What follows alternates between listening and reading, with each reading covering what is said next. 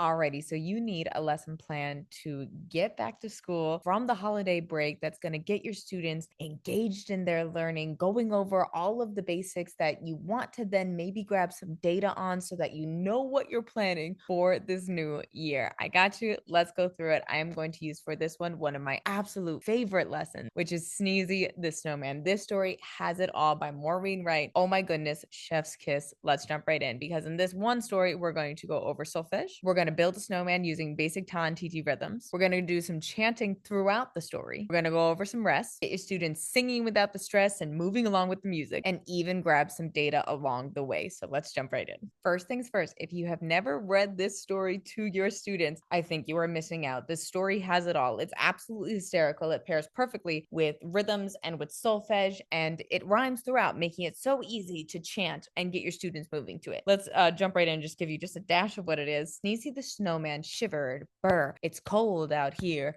That's for sure. Now that's going to come back over and over again. So I'm going to show you how I get my students to chant it. But basically what happens is throughout this story, this snowman is just cold. And every time he's cold, he does something to warm himself up. He either drinks hot chocolate. He gets into a hot tub at one point. He keeps on doing different things. Obviously, being a snowman, he doesn't realize that these things will make him melt, but they do. And every time that they make him melt, and this is something fun that I do with my students, he melted from drinking something too hot. The children cried out. I have my students go, "What should we do?" A voice from the puddle said, and I take my hands and I go, maybe.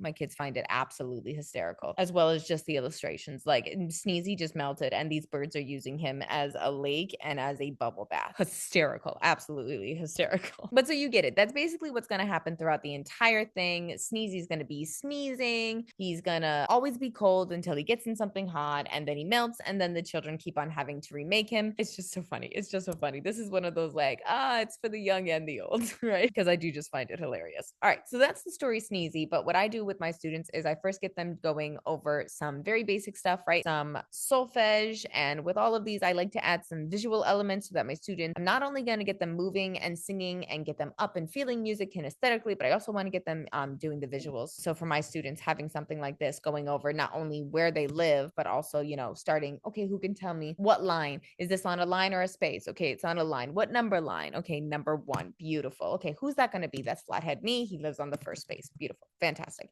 This is all that my students do for this first one. Just do, mi, sol, and la. We go over it with the Kerwin hand signs. Again, very simple, but does it give my students a chance to either just do the Kerwin hand signs, or if I see a student that maybe needs a little movement, they go up there tapping the board along with me when I have a smart board. And when I don't have a smart board, I just have a projector, they're still going up and tapping it, because the tap isn't the important part. The getting your student up to do that very simple re-engagement is the important part. After my students go through some of those solfege hand signs, we go ahead, we start the story. We read just a little bit, just like I did, and then we go over, we find the steady beat snowman. Sneezy the Snowman shivered. Brr, it's cold out here. That's for sure. And again, that part's going to come up again and again and again. And with each one, you can also be changing up. Okay, everybody, I'm going to try to trick you. I want you to do this chant staccato. I want you to do it legato. I want you to do it piano, forte, whatever it is that you're working on, put it into the chant. Why not? Continue the story. All right, help rebuild some of Sneezy. Now, what just happened is in the story, Sneezy drank something too hot and he melted. So now the kids have to rebuild him. But obviously, Sneezy doesn't look right here. We have to add more to him. So I have my students do some rhythms to do that. And through that, we do some rhythm, very simple rhythm analysis, right? So tall black. If I said tall black, then I obviously want my students to hear a titi. They're going to hear the titi, 2/8 notes, whatever you're using with your class, versus hat, just one sound. Okay, that's going to be ta. And again, I'm either having a student go up and try to tap where to put the hat on the snowman, or they're just doing it all together with me. Okay, put the hat back on, give me some magic fingers, and add the hat. Beautiful. Fantastic. Easy. It's fun. Oh my goodness. I don't know what it is about this part. I have never had students who are not engaged in building this snowman. But not only are we doing this together as a group, but also I like to grab some data along the way. And I like to do this throughout the story so that my students aren't feeling like, oh my goodness, we have to do this as a test at the end. No, it's not a test. If you're using the digital workbook, then we just did tall black. So we drag the TT over and then the hat.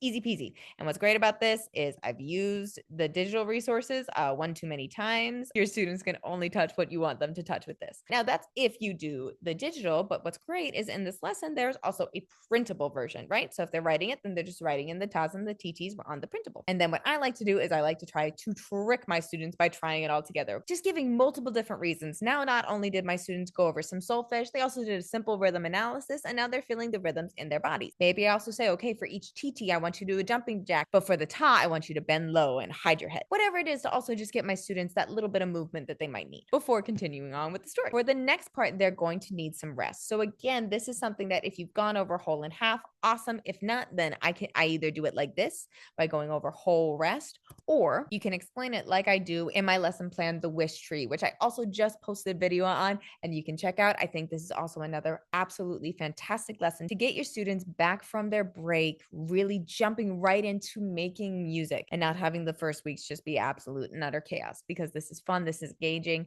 they're moving throughout it, and you're going over the things that you're going to want to be testing them on for the rest of the start of the school year. You can either do the whole rest that I just had and use the actual terms, or if that's a little long for them, then maybe it's just a silent ta, making sure they're still holding it for 4 beats, but maybe it's a little simpler for them, especially if they've been working on tas and titis for a while. Then something like ta would also make sense, and maybe just adding in a dash of the vocabulary in something like this. Okay, those are called whole rest, half rest, quarter rest. But again, if this is for kindergarten, then the tas might work a little better for your students. Real quick, I did want to say that not only is Sneezy the Snowman included in my back from break survival kit, but so is the wish tree from the lesson that we just went over. In my back from break survival kit, there are not only 12 lessons that are really perfect to kickstart your year from the holiday break, getting your students back into your classroom in the right way, getting them moving, getting them singing, getting them going over their rhythms, while you get to gather the assessments that you need to inform the rest of your school year. Included in this promotion are not only the 12 back to school specific lesson plans that I think will really kickstart your year, but it's also 5-week free course, my full curriculum, 3 additional lessons that happen every single second Friday of the month, movement breaks, assessments, 20 plus hours of recorded development. You get the point. It's a lot. And you get it all for a free month, along with those specific lesson plans, assessments, and lessons that connect to all of my movement breaks and rhythm play alongs that go along with Tchaikovsky's The Nutcracker. Perfect for those winter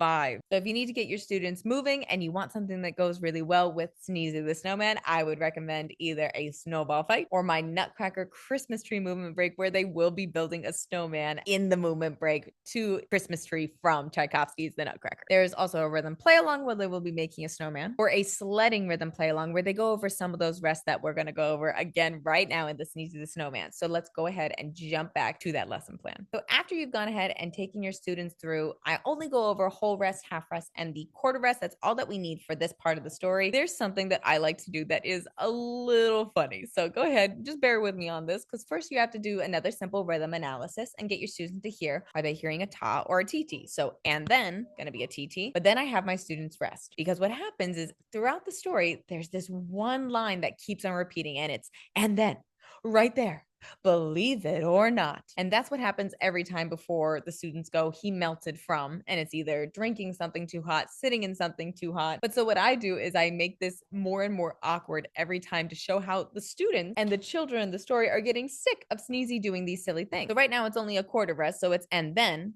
right there, believe it or not. But what's going to happen is in the next one, after again, now they've had to rebuild Sneezy again. So this time they need to add 2 big eyes.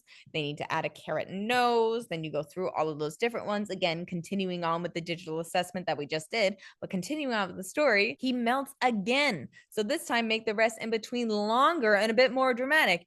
And then right there, believe it or not, 2 beats of rest. Now it's getting more dramatic. It's getting more awkward. Sneezy, what are you doing? Continuing on with the story. This time they're going to need the solfege from before. So again, just giving them a small, oh guys, remember what to do here before adding it in for a song that goes perfectly with Sneezy, because Sneezy is still cold. Add in the solfege. It's a very simple song. Again, I love things like this because not only am I giving my students a chance to, because I do have a smart board, my students a chance to go up and tap the board, but they can also be completing it with their digital or printable workbook. So if it's the digital workbook, then they're dragging the different sol mi sols. Their printable workbook, then they are just either coloring it in if you want to hand out colored pencils, or just writing in sol mi sol, etc., etc. But what's perfect is in this song, Sneezy keeps on sneezing. So why not have a quick sneezy song about Sneezy the Snowman? It goes like this.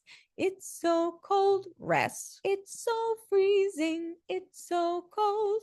Hope I don't start sneezing. And then at the end, what I like to do is I like to add some sneezing rhythms. So I go, achoo, achoo. And I have my students repeat after me. Achoo, choo, choo, choo, choo. Whatever it is. So fun, so engaging. My students love the fact that they get to pretend to sneeze throughout the lesson. And again, I would warn anybody to set some high expectations for this. Do we want our students spreading germs everywhere? No. So I tell my students, all right, go ahead and sneeze like we're going to all sneeze. Give me achoo. Because the last thing that you want is a fun game like this to turn into a cesspit of our students' germy selves.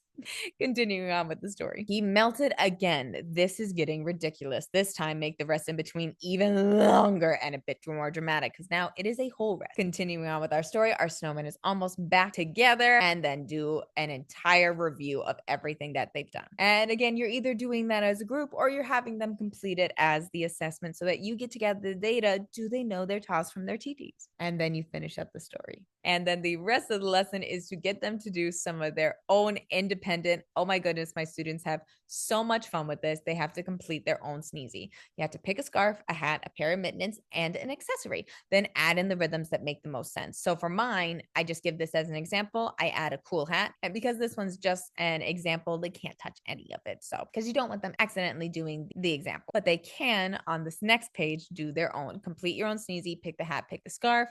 And again, they can touch all of this stuff over here. So maybe they're adding in a scarf, they're adding in a hat, but then for each one, they have to give it some sort of rhythm to make sense, right? So Santa hat would be an example for this one. So they'd write it at the top and then they'd have to add in the rhythm versus the scarf versus the different kinds of mittens versus maybe they want to make him a painter, a traveler, or just a really cool dude. And that is the digital worksheet, but there is also a way to do it on the printable right here to complete their own sneezy. But this one they would draw it for at the end, writing in what they pick and what rhythms go best with those items. Alrighty, that is my Sneezy the Snowman lesson. It's absolutely one of my absolute favorites. Go ahead, grab it for yourself along with the 12 other lessons that will make getting back from the holiday break an absolute breeze in your elementary classroom. Get the movement that you need, grab the assessments that you need, and have all the lessons that are absolutely no prep ready to go and waiting for you so that you can enjoy your holiday break and not be worried about the absolute craziness that comes when we all go back to school. Grab it for yourself for a free month and don't forget that this is a love it or leave it. So if you don't love it, but you were charged for that first payment, just email me at info@soaringscribesacademy.com and you will get a 100% refund. With that, I want to say thank you so much for joining along with me and happy playing.